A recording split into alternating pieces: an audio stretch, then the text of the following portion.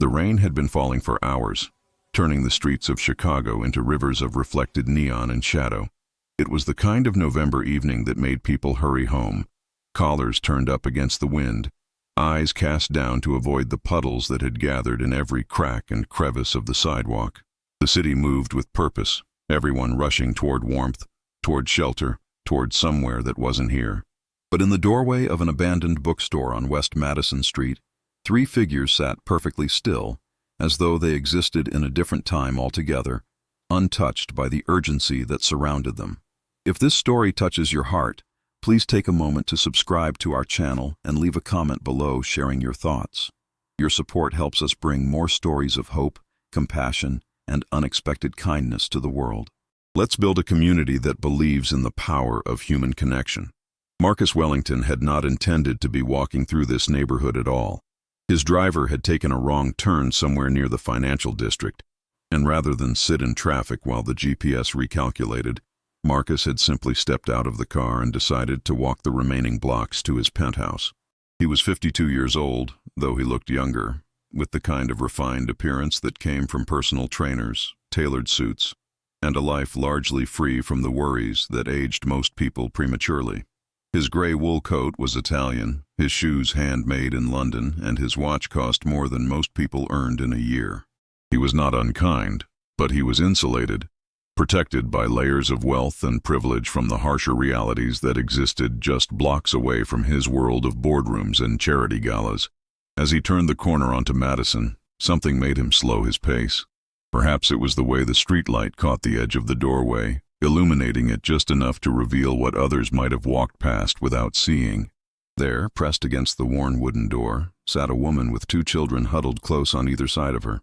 The woman looked to be in her early 30s, though hardship had drawn lines around her eyes that suggested she had lived far more than her years.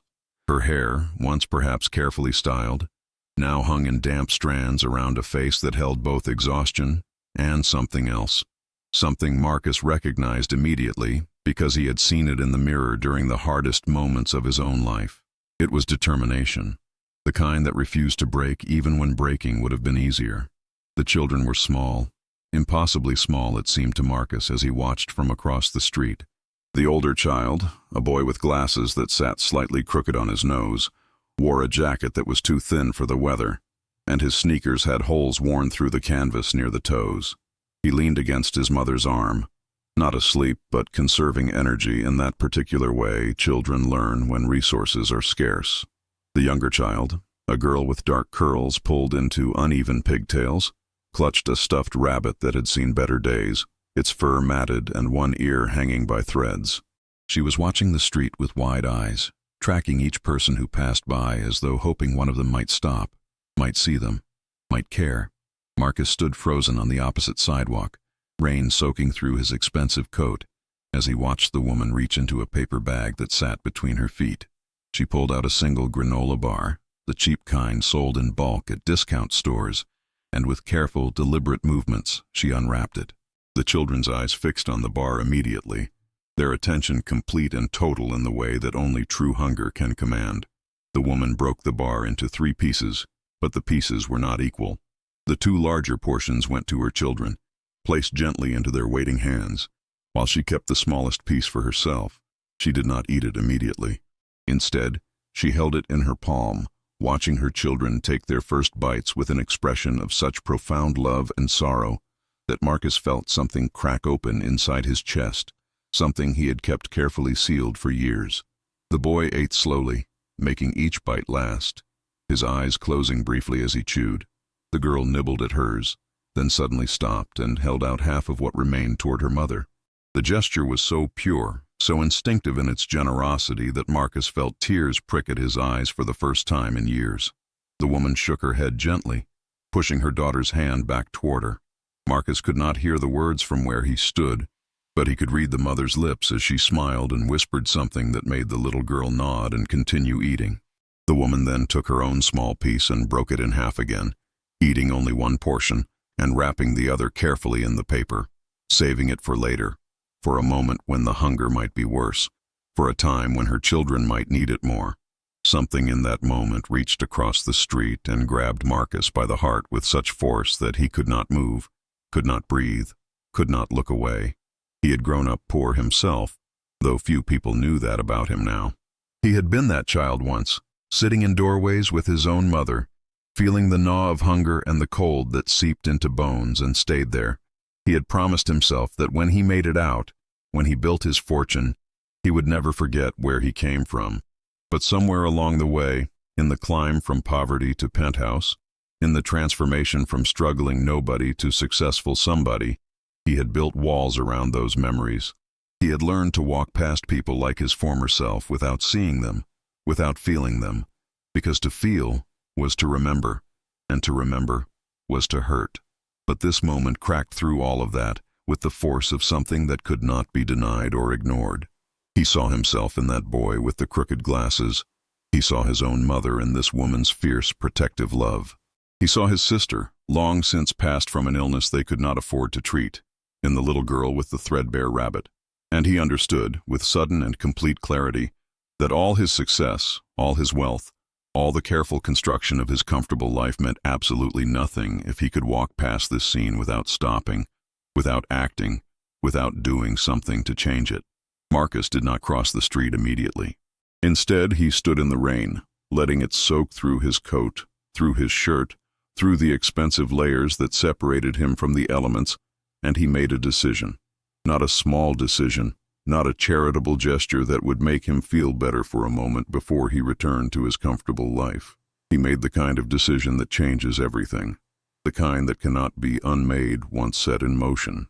He pulled out his phone, made 3 calls in rapid succession, and then, finally, he crossed the street and approached the doorway where the family sat watching him with wary, uncertain eyes. The woman saw him coming and immediately tensed, pulling her children closer in an instinctive gesture of protection. Marcus understood that reaction, understood the fear that came from being vulnerable in a world that often punished vulnerability. He stopped a respectful distance away, crouching down so that he was at eye level rather than looming over them. And when he spoke, his voice was gentle, stripped of the commanding tone he used in boardrooms. He introduced himself simply, using only his first name, and asked if they had eaten dinner. The question was direct but not patronizing, and the woman's expression shifted slightly, suspicion mixing with desperate hope. Her name was Sarah Mitchell, and she told him her story in fragments, in the halting way people speak when they are exhausted beyond measure, but still trying to maintain dignity. She had been a nurse, working double shifts at a hospital on the South Side, saving money and building a life for her children. Her husband had died 2 years earlier in a construction accident, leaving her with medical bills and funeral costs that swallowed her savings completely. She had kept working, kept fighting, kept believing that hard work and determination would be enough. But then the hospital had downsized, and her position had been eliminated. She had found other work, temporary positions that paid less and offered no benefits, but each job seemed to disappear just as she started to get back on her feet. The rent had gone unpaid, and the eviction had come with brutal swiftness. The shelter system was overcrowded, the waiting lists impossibly long, and after 3 weeks of sleeping in her car, the vehicle had been towed because she could not afford the parking tickets that had accumulated. Marcus listened without interrupting, without offering platitudes or empty reassurances. He simply listened, and in that listening he honored the weight of her story, the reality of her struggle. When she finished, there was a long silence broken only by the sound of rain on pavement and the distant wail of sirens somewhere in the city night. Then Marcus spoke, and what he said surprised even himself. He did not offer money, though he had plenty to give. He did not offer a hotel room for the night, though he could have easily arranged it. Instead, he asked Sarah a question that nobody had asked her in months. He asked her what she needed, not to survive the night, but to rebuild her life. He asked her what it would take to restore not just her circumstances, but her hope. Sarah stared at him, clearly stunned by the question. Most people who stopped, the few who did stop, offered a few dollars or a meal, transactions that helped briefly but changed nothing fundamental. This man was asking her something different, something that required her to imagine a future beyond the next hour, the next meal, the next cold night. She looked at her children, at their thin faces and hopeful eyes, and when she answered, her voice cracked with emotion. She needed a job, a real job with steady hours and decent pay. She needed a place to live, somewhere stable where her children could sleep without fear. where they could have their own beds and do homework at a kitchen table. She needed her son to see a doctor about his glasses, which were from years ago and no longer the right prescription. She needed her daughter to have winter clothes that fit. She needed childcare so she could work without worrying every moment about whether her children were safe. She needed, in short, the basic elements of security that most people took for granted, but which had become impossible dreams for her.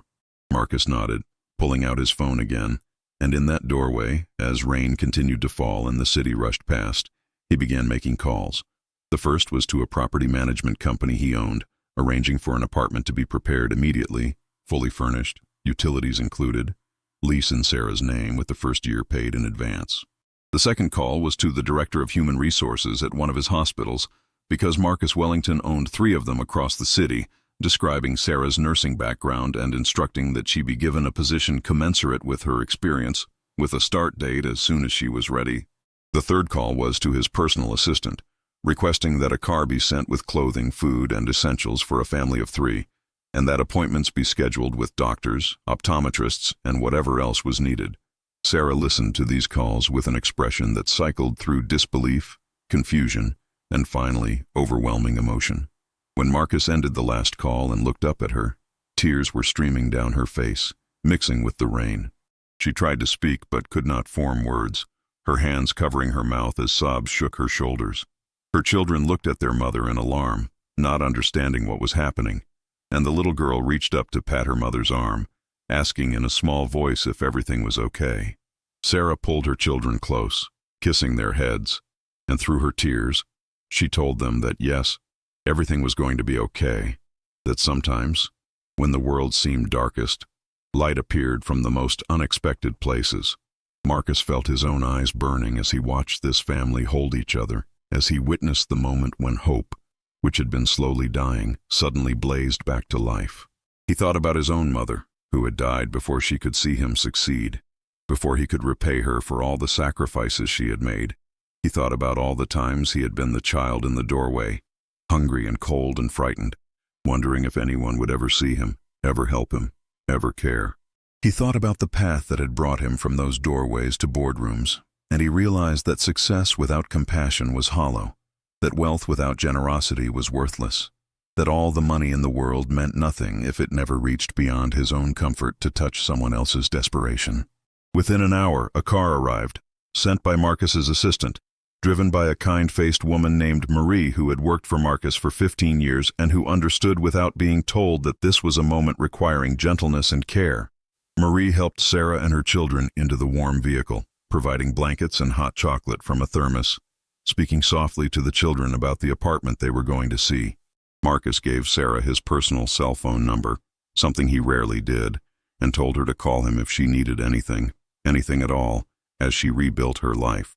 He told her that the job was hers for as long as she wanted it, that the apartment was hers without conditions, and that he did not want or expect anything in return, except that someday, when she was able, she might help someone else who was struggling the way she had been. As the car pulled away, Marcus stood alone in the rain, watching the taillights disappear into the night. He felt different somehow, lighter despite the weight of his soaked coat, more present than he had been in years. He had acted not out of obligation or for tax benefits or public recognition, but out of simple human compassion, out of recognition that he had the power to change a story that was heading toward tragedy and redirect it toward hope. The weeks that followed brought changes that rippled far beyond that single rainy night on Madison Street.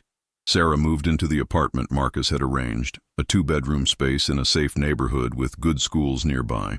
And for the first time in months, she and her children slept in real beds with clean sheets and warm blankets. The boy, whose name was Daniel, got new glasses and cried when he put them on, and could suddenly see the board at school clearly. The girl, Emma, received winter clothes that fit properly and proudly showed her new coat to anyone who would look, marveling at how the zipper worked smoothly and the hood actually stayed up. Sarah started her position at the hospital, working in the pediatric unit where her gentle manner and genuine care made her beloved by patients and staff alike within days. But the story did not end there, because Marcus Wellington had discovered something profound in that act of helping, something that awakened a part of himself he had thought lost forever. He began walking through different neighborhoods in the city, not in the chauffeured comfort of his car, but on foot, seeing with new eyes the struggles that played out in doorways and bus stops and street corners throughout Chicago. He saw the elderly woman counting coins at the grocery store, putting items back because she did not have enough for everything. He saw the young father sleeping in his car between shifts, trying to save enough for an apartment deposit. He saw the teenager in the library every evening, staying until closing time because the shelter did not open until 7, and the library was warm and safe. He saw them all, really saw them, and each person he saw reminded him of who he had been, where he had come from, and how fragile the line was between security and desperation. Marcus began to use his wealth differently, not through impersonal donations to large charities where his money disappeared into administrative costs, but through direct personal action that changed individual lives immediately and completely. He hired people who had employment gaps on their resumes because of homelessness or incarceration, giving them real chances at meaningful work. He paid off medical debts for families drowning under bills they could never hope to clear. He funded education for promising students whose potential was being wasted because college was financially impossible. He created a foundation, but unlike most charitable organizations, this one operated on a principle of radical generosity, seeking out people on the edge of catastrophe and pulling them back with whatever resources were needed. No questions asked, no strings attached. The media eventually caught wind of Marcus's activities because in a world of carefully curated philanthropy and publicity-driven charity, his approach was unusual enough to attract attention. Reporters wanted interviews, wanted to tell his story, wanted to frame him as some kind of saint or savior. Marcus refused almost all of these requests, understanding instinctively that making his generosity public would fundamentally change its nature, would turn authentic compassion into performance. He gave one interview to a local reporter who had covered poverty issues with genuine insight and care, and in that conversation, he spoke not about his own generosity, but about the dignity and strength of people like Sarah, who survived impossible circumstances with grace and determination. He talked about the structural failures that created poverty in a wealthy nation, about the importance of seeing people as individuals rather than statistics, about the responsibility that came with privilege and success. Sarah and her children thrived in their new circumstances, but perhaps the most remarkable transformation was in Sarah herself. She had always been strong, but her strength had been the defensive kind, the armor worn by people who expect life to keep hitting them. Now, with security beneath her feet, her strength became something different, something expansive and generous. She began volunteering at a homeless shelter on her days off, using her nursing skills to care for people who had nowhere else to go. She started a support group for other single mothers struggling to make ends meet, sharing resources and strategies, and, most importantly, breaking the isolation that poverty imposed. She became an advocate, speaking at city council meetings about the need for more affordable housing and better support systems for families in crisis. One evening, about 3 months after that rainy night, Sarah invited Marcus to dinner at her apartment. He arrived to find the table set carefully, the apartment filled with the smell of home-cooked food, and both children dressed in their best clothes, excited and nervous about hosting someone so important. They ate together, a simple meal of roasted chicken and vegetables, and the conversation flowed easily, ranging from Daniel's improved performance at school to Emma's newfound love of reading. As they talked, Marcus realized that what he felt was not the satisfaction of a benefactor surveying his charity case, but genuine friendship, authentic connection with people who had become important to him, not because of what he had done for them, but because of who they were. After dinner, while the children watched a movie in the living room, Sarah and Marcus sat at the kitchen table drinking coffee, and Sarah told him something she had been thinking about for weeks. She said that his kindness had saved her family, but more than that, it had restored her faith in humanity. She had been on the verge of giving up, not just on finding help, but on believing that people cared about each other beyond their immediate circles. His actions had proven that compassion still existed, that people could see beyond their own comfort to recognize suffering and act to alleviate it. And because he had helped her, she wanted to help others. She wanted to create a network of people who had been lifted up, extending hands to lift others, a chain of compassion that could spread throughout the city. Marcus listened, feeling pride and humility in equal measure, and he realized that this was the true return on his investment, not gratitude or recognition, but the multiplication of generosity, the way one act of kindness, could inspire dozens more. Together, they began planning what would become the Doorway Project, a grassroots organization dedicated to finding people in crisis and providing immediate, comprehensive assistance. They recruited others who had experienced homelessness or poverty, people who understood the realities and indignities of the system, and they built something different from traditional charities.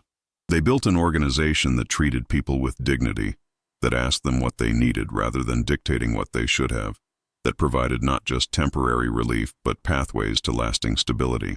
The project grew quickly, fueled by Marcus's resources but guided by Sarah's wisdom and the insights of others who had lived through struggle. They helped families find housing, connected people with jobs, paid for medical care and education, provided childcare and transportation, and all the small necessities that meant the difference between surviving and thriving. They tracked outcomes and found that their approach, expensive though it was, actually cost society less in the long run than allowing people to cycle through emergency rooms, shelters, and correctional facilities. But more than the economics, they saw the human impact, the way people's faces changed when they realized someone genuinely cared, when they understood that help was real and lasting, not just a Band-Aid on a wound that needed surgery. 2 years after that rainy night in November, Marcus stood at a podium in a community center on the south side, preparing to speak at the Doorway Project's anniversary celebration. The room was filled with people whose lives had been changed by the organization, families who had moved from shelters to stable housing, individuals who had found jobs and rebuilt their lives, children who were thriving in school because their basic needs were finally met.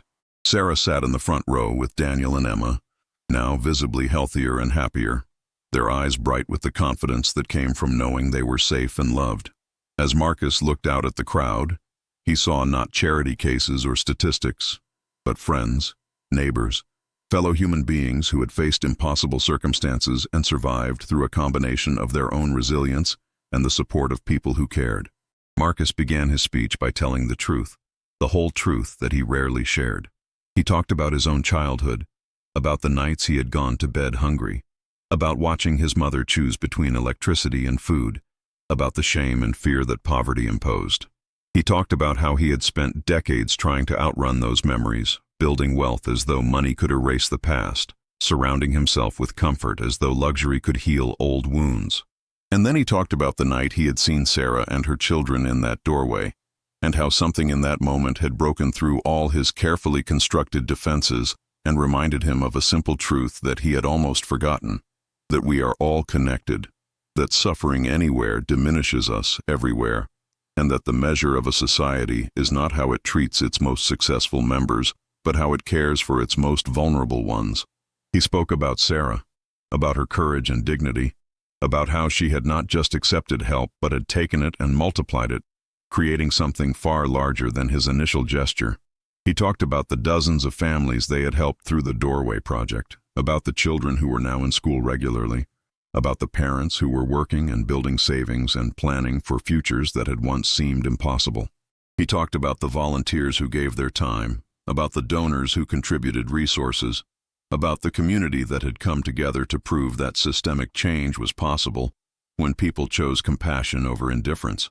But Marcus also spoke about what he had gained, about how helping others had healed something in him that success alone could never touch. He talked about the joy of watching Emma learn to read, of seeing Daniel's confidence grow as his grades improved, of having coffee with Sarah and discussing not crisis but ordinary life, plans and dreams and hopes.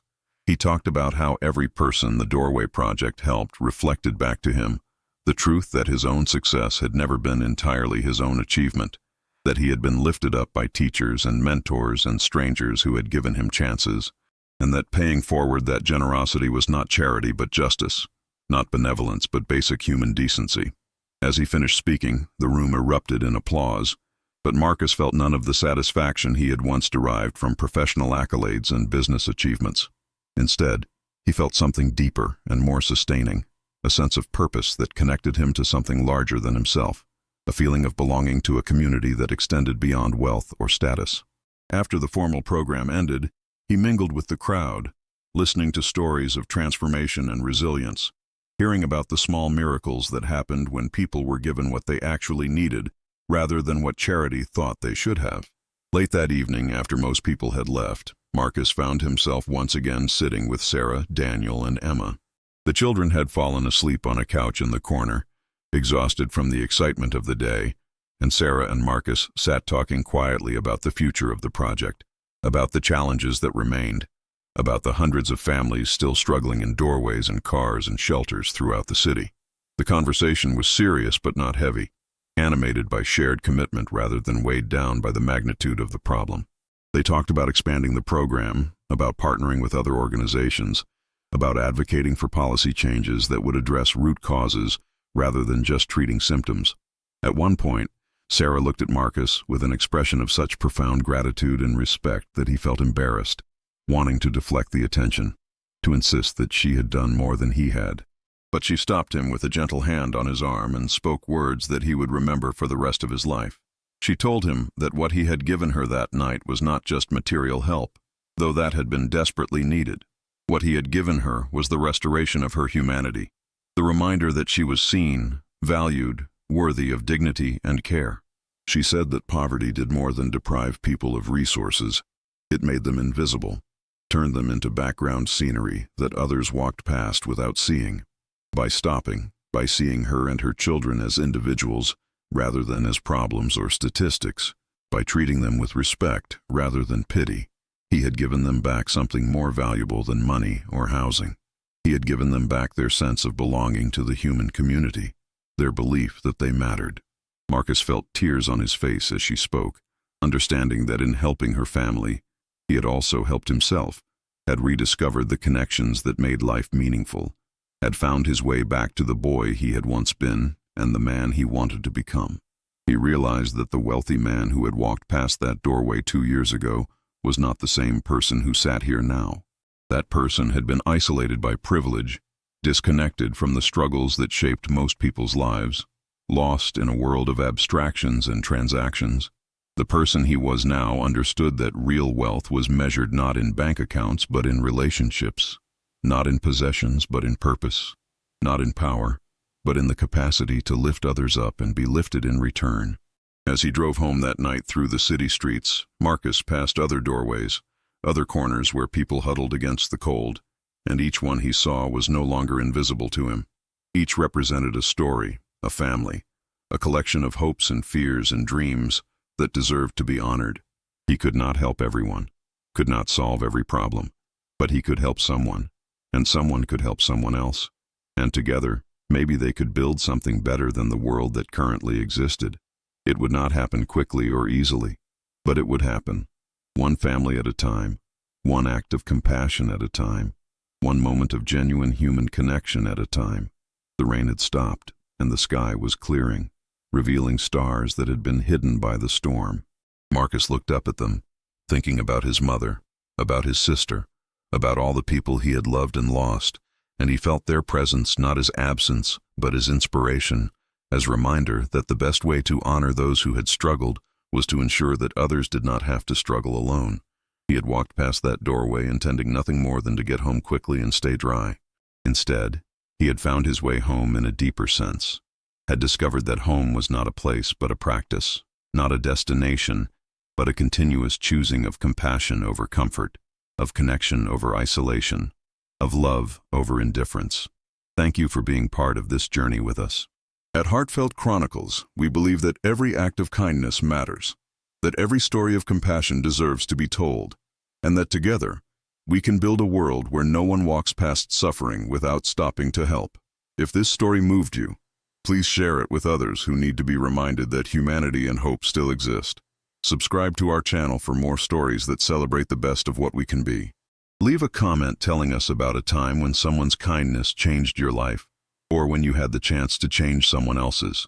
Your stories matter, your compassion matters, and together we can make a difference.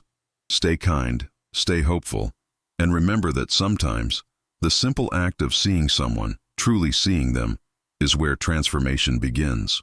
This is Heartfelt Chronicles, where every story reminds us of our shared humanity.